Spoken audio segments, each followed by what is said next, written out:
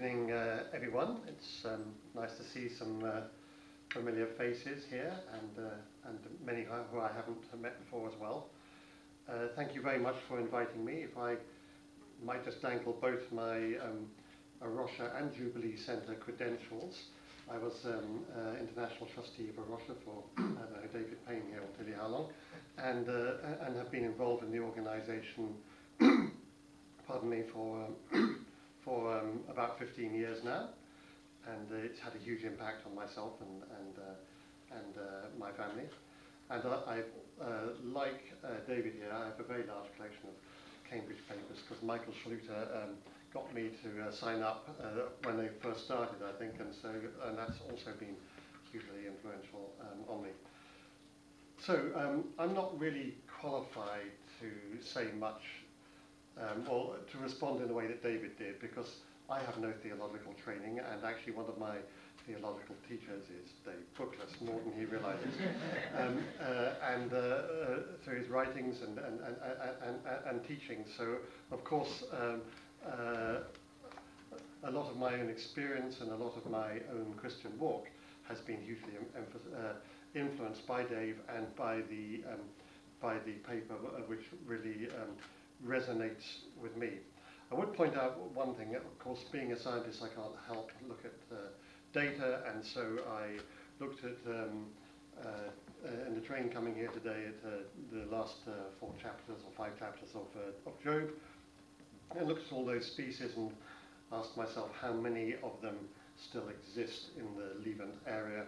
And of the 11 that we can more or less identify, if you accept that the behemoth is a hippo and the leviathan is a crocodile, then of those 11 species, 7 have gone from that area, mostly long ago. And one of them is globally extinct, the aurochs, or the wild ox. And if you look at Psalm 104, it's much the same. Of 7 species, 4 have gone. So this tells us that in that part of the world, the biblical writers worshipping God and seeing God's handiwork in the creation. That creation isn't, shall we say, maybe it's fair to say, as pleasing to God as once it was. The facts have changed, as David just said. Things are different now from how they were then. In Dave's paper, he says avoidable extinctions damage the integrity of God's world, and there have been plenty in the Bible lands, as it were. Now, rather than try and respond theologically, which I can't really do, and which David did a great job anyway, I thought I might try and just reflect in a few minutes how this thinking, the theocentric view, relates to the secular conservation world in which I work. I've been working in this secular conservation movement, if we can call it that, for over 30 years, and I've been in IUCN for 29 years. And in our organisation, and IUCN is a membership, it's a union made up of NGOs, non-governmental organisations, and governments. So we bring together pretty much everyone in the movement. And we have this debate that is out there that Dave has referred to, and it is the anthropocentric viewpoint. And we should qualify that most people in the conservation movement who argue for this view are arguing it for the rural poor, usually the people who are living with nature. So they're particularly focused in the real world on poor people struggling. And the people who see an intrinsic value of nature, who increasingly call themselves intrinsics, in the colloquial discussion we get in the conservation movement, they react against that. Not that there isn't an economic value, and not that those things aren't important, but that the bottom line is nature has a value too, and not necessarily an economic value. And nature has rights. So what Jonathan Bailey said is very typical of what we'd call an intrinsic point of view. So it's often you're in some conservation gathering and someone will say, are you an intrinsic?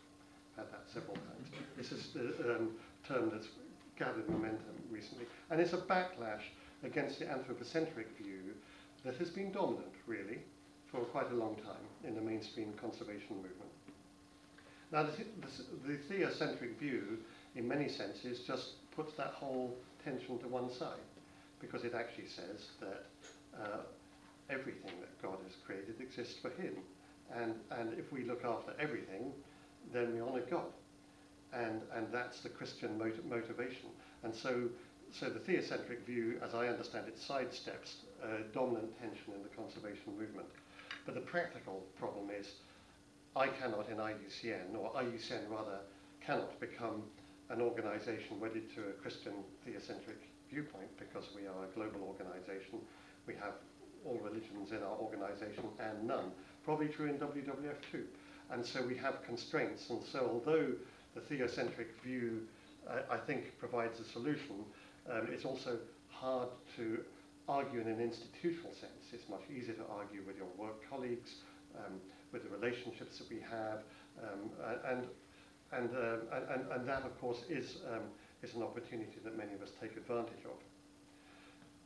I think it's worth pointing out, though, that I think a lot of the attitudes in conservation today are in a pretty dark place in the secular conservation movement.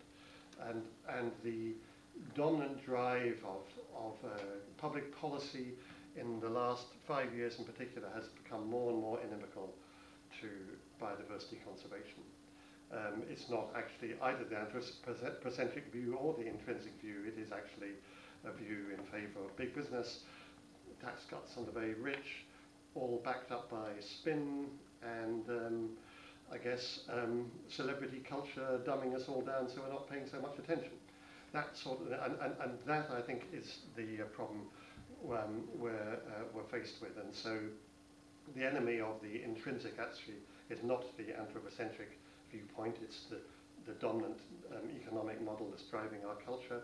And likewise, the enemy of the anthropocentric viewpoint isn't the intrinsic. Again, it's the same dominant neoliberal, less and less regulated society that we live in. Now, I just wanted to close by reading a quote from an email. I'm not going to say who it's from, except he was a leading conservationist, wrote to me this week about some measures that have been announced as part of the agenda of the Latvian presidency of the European Union. Every 6 months, each country takes it in turn to be president of the EU. Latvia started this month, and they have put out an environmental list that is very bad, frankly, from our point of view, from an environmental point of view. And this person wrote to me, he said, it's very retrogressive. We must better make the connection between economic vitality and sound environmental stewardship. After nearly 30 years in the business, I honestly think in the long term, this is the only strategy will work. I've been thinking, I haven't responded to the email because I've been trying to figure out how best to do it, and I'm sure you guys can advise me tonight. But he, in one sense, is a sign of desperation. I think it's a genuine sign of desperation. What on earth will work? We can't find anything that will work. There's some truth in it, of course, because there is a link between environmental stewardship and economic vitality, and there are some positive links, so it's not like it's completely nonsense. But can we achieve all conservation, biodiversity conservation targets through economic arguments? No, we can't. We can achieve some. And so this stuff gets very confused. Has he sold out to the anthropocentric viewpoint? Well, I don't know. Perhaps not in his heart or as a fundamental goal, but as a tactic. And actually, I don't see a problem with anthropocentric and economic viewpoints as a tactic, providing we don't confuse them with goals.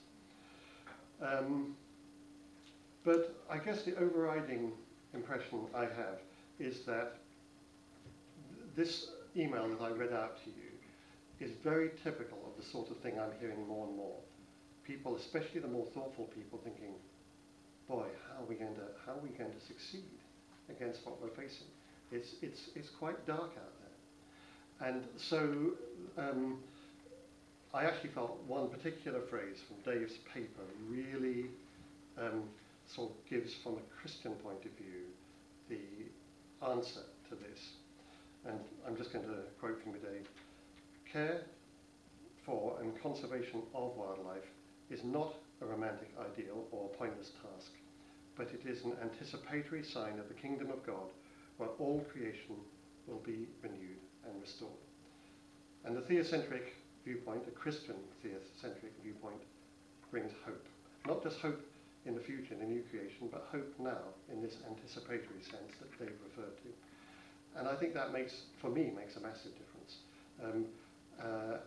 And it makes me realise more and more how the fact that most of my work colleagues are not religious in any way, that either they're not thinking about it or they're in a dark place. And I think that sets an important context for Christianity and conservation. Thanks very much.